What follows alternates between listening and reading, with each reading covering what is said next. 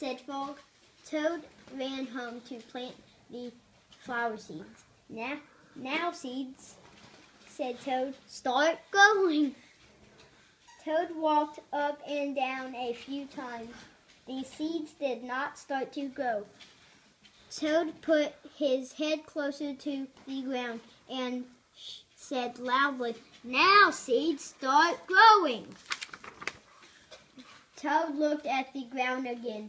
The seeds did not start to grow. Toad put his head very close to the ground and shouted, now seeds, start growing. Frog came running up the path. What is all this noise? He asked. My seeds will not grow, said Toad. You are shouting too much, said Frog. These poor seeds are afraid to grow. My seeds are afraid to grow, asked Toad. Of course, said Frog. Leave them alone for a few days.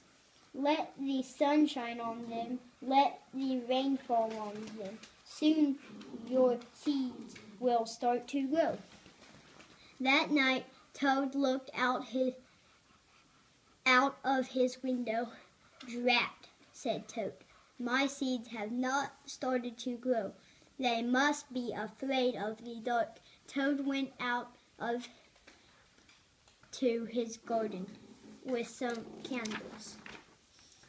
I will read the seeds a story, said Toad. Then they will not be afraid.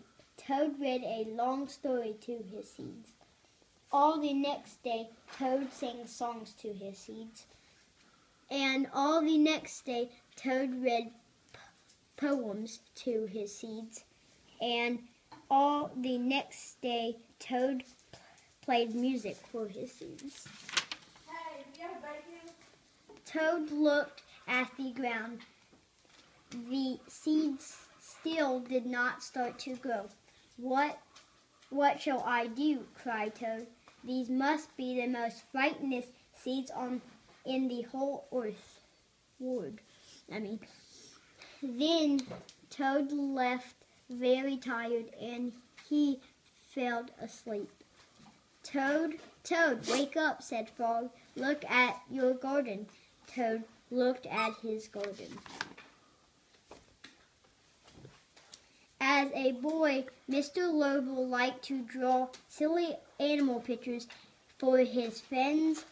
When he grew up, and he wrote and illustrated almost 100 books. Read more stories about Frog and Toad. Frog and Toad together. Frog and Toad are friends. Good job, dude. Good video, music.